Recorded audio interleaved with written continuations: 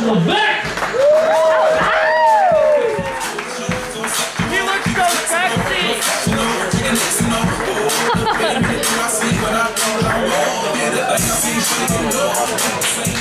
Thank you. Thank you. I actually didn't even realize this was a comedy showcase. I prepared some poetry for tonight. Can I read a poem to you guys? No! Don't ever encourage poetry! That was a test and you guys failed horribly. Who am I performing for? No, you don't do poetry in public. God.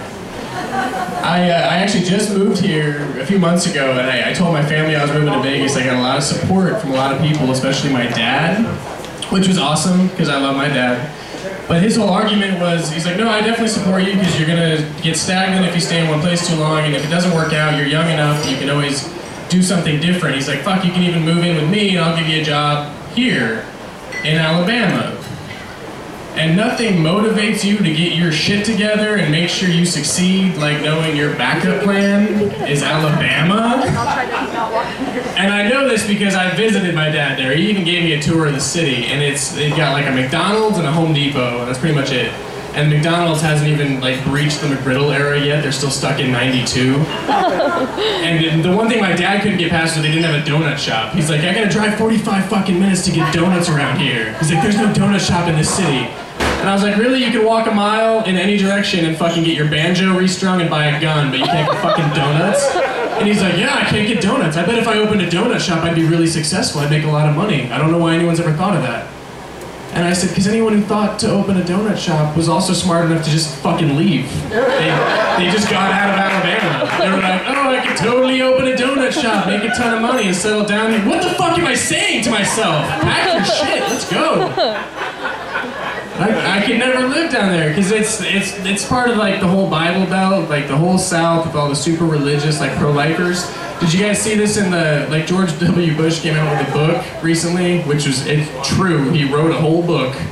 And there's a part in it where he talks about how his wife showed him, or not his wife, equally scary, his mom showed him a fetus in a jar. His mom, Barbara Bush, which shouldn't scare you. Like, I'm not surprised. She's fucking terrifying. Like, just try to maintain eye contact with a photo of her.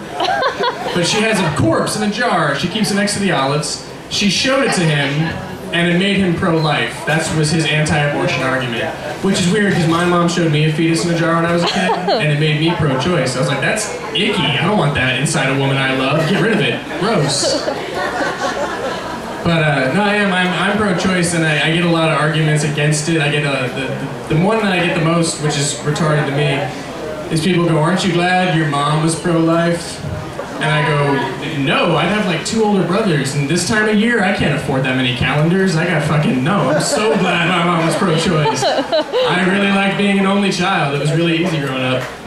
But also just, my mom is pro-choice. It's not pro-abortion, it's just pro-choice. She was ready for me when she got pregnant with me, so she kept me.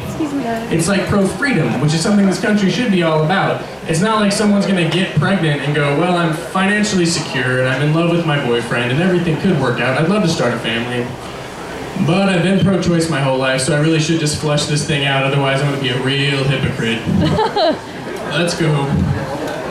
Doesn't work that way, but I don't know, I just think that like if a girl gets raped by her uncle and she's 15 and she gets pregnant, like, get rid of it. That kid's destined to a miserable existence.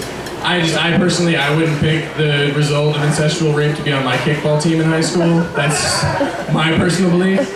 Or even if some college freshman has a one-night stand in Denver and she was on the pill but she was misprescribed the wrong dosage and the guy wore a condom but it broke. Like, they did everything in their power to keep from having that kid. She still got pregnant, like, let her get rid of it. That's a life ruiner at that point. Like, she wants to graduate with her master's and tour Italy before she fucking settles down as a software engineer. She can't do that with a toddler. Let her get rid of it. But the religious argument that I hear for that is like, no, that baby was meant to be. Like, that was part of God's plan. Like, even with all the birth control, she still got pregnant. But there's no God. That's just shitty luck. That's a bad coincidence. Come on. No way. It doesn't work. But that's what a lot of people like to say. And I just, I hate when people say that it's part of God's plan. I hear that a lot. People use that as an excuse for shit. I had a guy tell me like, oh, I didn't get that promotion. I guess God just got a better plan for me. And I'm like, I don't think you got that promotion because you're a fucking idiot. Like, you dropped out of community college and you wear tap-out shirts on Casual Friday. You're a fucking moron. You didn't get that job because somebody was more qualified than you. But good job. That's fine. It's like when people say, oh, it's all in God's hands now. I hear that a lot too. Like, I've done everything I can. It's in God's hands now. And I'm like, oh, so you're giving up, but you don't want to be held accountable when things don't go your way, so you've relinquished responsibility to your imaginary friend in the sky? That's awesome. Good for you.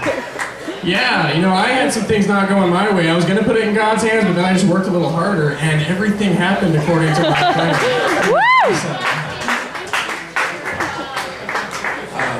Another, like, obviously, I'm not a religious man, if you haven't picked up on that yet. You're laughing at a lot of my jokes. I like that. That's awesome. Thank you. I appreciate that.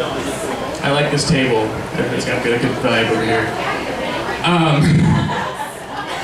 No, another Christian belief that really bothers me is the fact they don't like gays. I have a lot of gay friends. It's just because they're awesome people. Like, if you've ever met gay dudes, they keep a clean house. They smell good. They're always happy, like they're always in a really good mood. If they're pissed off, then they're just sassy, and that's just kind of fucking adorable, honestly, really. But I mean, they think that homosexuality is a choice, which, on a serious note, if it was, I know a lot of gay people that went through a lot of shit when they were younger, and they would have totally not chosen to be gay. So, obviously it's not a choice. But if it were, I would have chosen to be gay a long time ago, and I have no shame in that. Like, 4 years ago, I lived with my best friend for an entire year. We shared a home, and we would wake up, and whoever was up first would make breakfast for the other guy. We'd just drink beer, we'd play video games and watch movies. One of us would make dinner for the other guy, we'd bring home pizza. It was fan-fucking-tastic. If I could choose to be okay with blowing him every once in a while, we'd still be living in that house. And we'd be playing video games and drinking beer and just sucking each other's cocks every once in a while. He'd probably fuck me in the ass twice a week. Because I'd be the bottom, and I'm okay with that. I'm fine. We could turn my room into like a foosball room because we'd be sharing the master bed. It would have been fantastic. But I couldn't do it. Because I did a lot of experimenting in college. And I'm not ashamed of that. It just never got to penis. I like my dick a lot. It's a good dick. And just bringing another one into the equation, that's just rude. Like, I don't even need to do that. He's been good to me. So I experimented with like fat chicks, redheads, and theater girls, and psych majors, and nursing school students, and all it helped me to realize was that I fucking love women. Women are amazing creatures inside and out. Don't let anyone tell you otherwise. I am sorry. That is like, I'm not trying to get the applause like the simp thing, but seriously, women, you are all fucking beautiful and sexy and amazing inside and out. And us men, we can't understand why you let us do to you what you let us do to you. I know I can, like, I just picture my hairy torso sweating on top of your beautiful slender body. You are not the winner in that situation ever. Ever. And just know that no matter how fucking masculine and strong a guy tries to be when he's having sex with you, like he thinks he's a porn star, it's like, oh yeah, babe, right there. Just so you know, there's always the voice of a 14-year-old in the back of his head going, this is fucking awesome! Oh my god, she's so hot, and she's naked, and this is really happening. I cannot believe this shit right now. Oh, every time. Alright, my name's Josh. My time. Good night.